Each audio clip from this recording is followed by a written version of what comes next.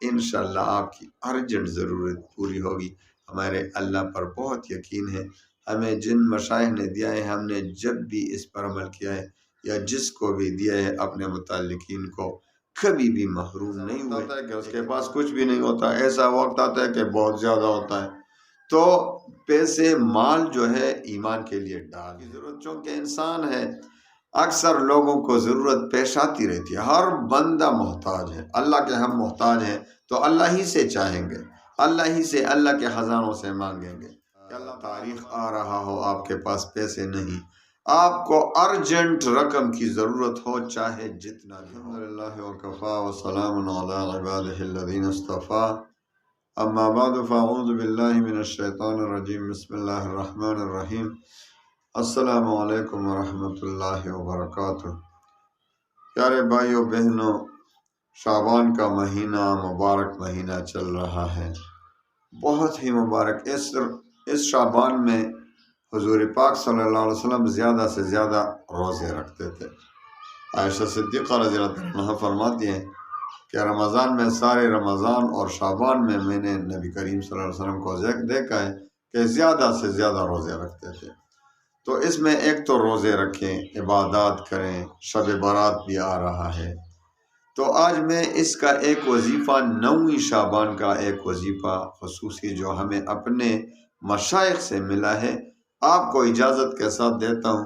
آپ کو ارجنٹ پیسوں کی ضرورت ہو، آپ پر کسی کے قرض کا کوئی جو ہے نا تاریخ آ رہا ہو، آپ کے پاس پیسے نہیں، آپ کو ارجنٹ رقم کی ضرورت ہو، چاہے جتنا بھی ہو، 9ویں شعبان کو، یعنی 9ویں تاریخ، شعبان کی 9ویں تاریخ کے دن اگلے رات کو، یعنی شعبان کی 9ویں تاریخ کے دن کو، جو 9ویں تاریخ کا دن ہو، یا پھر اسی رات کو آپ نے یہ وظیفہ پڑھنا ہے۔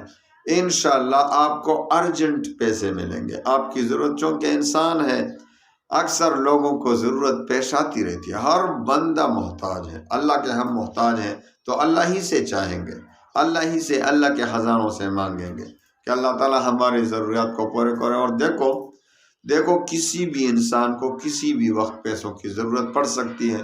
اس کے پاس ایسا وقت آتا ہے کہ اس کے پاس کچھ بھی نہیں ہوتا، ایسا وقت آتا ہے کہ بہت زیادہ ہوتا ہے۔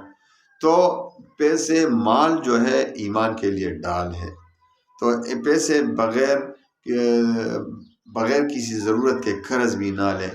آپ پر قرض ہے تو اس میں کی بھی ممانعت آئی ہے کہ بغیر ضرورت کے خرافات کے لیے ہم قرض لے لیں، جیسے شادیوں میں ہوتا ہے کہ شادی میں تو اپنے ضرورت کے مطابق ہی عمل کرو نا، سنت کے مطابق شادی کرو، لیکن ہم اتنے قرض دار ہو جاتے ہیں شادی میں کہ پھر پریشان رہتے ہیں۔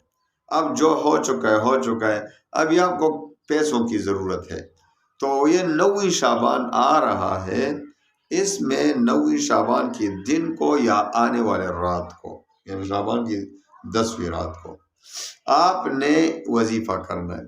آپ نے وظیفہ بہت آسان ہے، انشاءاللہ وہ وظیفہ کریں اور پھر دیکھیں کہ انشاءاللہ آپ کو ارجنٹ پیسے مل جائیں گے، آپ کو کسی نہ کسی جگہ سے اللہ تعالیٰ عطا فرمائیں گے۔ تو آپ نے ایسا کرنا ہے، سب سے پہلے 2 رکعت صلاۃ حاجت کے پڑھنا ہے، اور صلاۃ حاجت کے بعد، صلاۃ حاجت میں بھی ایسا کریں کہ 2 رکعت میں، پہلی رکعت میں سورہ فاتحہ کے بعد 11 بار سورہ کافرون، اور دوسری رکعت میں سورہ فاتحہ کے بعد 11 بار سورہ اخلاص، یہ پڑھیں، اور اس کے بعد 100 بار درود شریف پڑھیں، 100 بار درود شریف، مختصر درود پڑھیں۔ وصلی اللہ علی النبی الامی، اللہم صلی علی محمد وعلی آل محمد وبارک وسلم، یا جو بھی درود آپ کو یاد ہو وہ درود پڑھیں۔ اس کے بعد 313 بار اللہ لطیف بعبادہ یرزق من یشاء وہو القوی العزیز، اللہ لطیف بعبادہ یرزق من یشاء وہو القوی العزیز۔ خوب دل سے، صحیح تلفظ کے ساتھ اللہ پر ایمان و یقین ضروری ہے۔ بہت سے لوگ وظائف پڑھتے ہیں، اللہ پر شک کر دیں کہ پتہ نہیں قبول ہوگا کہ نہیں۔ کیوں قبول ہے؟ میرا اللہ بہت مہربان ہے۔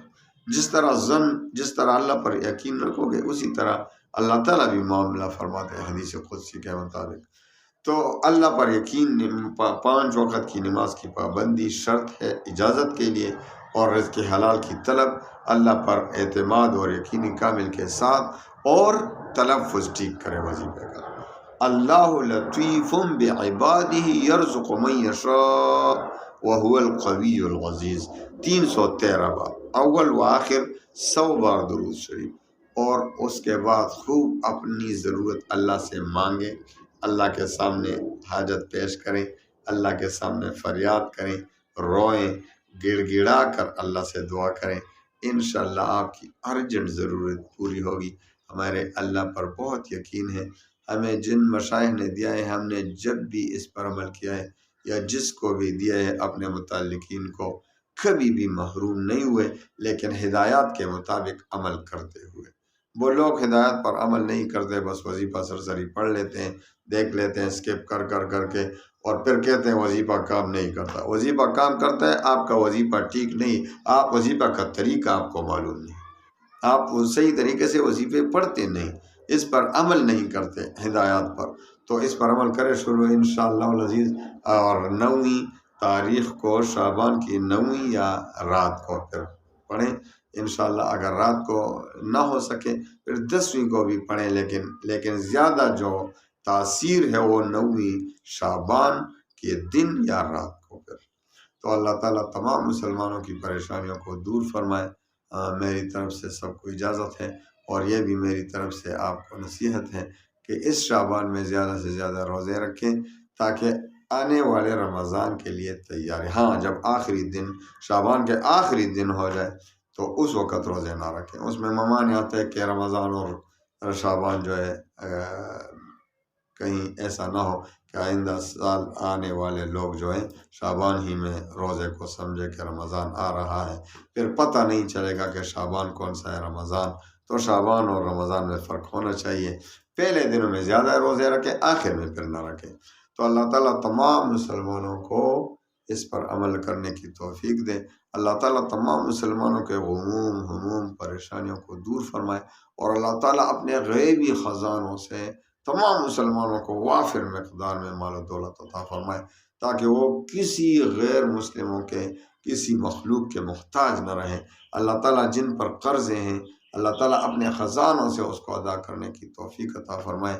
تو میرے بھائیو بہنوں، شعبان ہے، اس سے فائدہ اٹھائیں، رمضان آ رہا ہے، رمضان کے لیے ریہرسل کرنا ہے بھائی، اس کے لیے پریکٹس کرنا ہے۔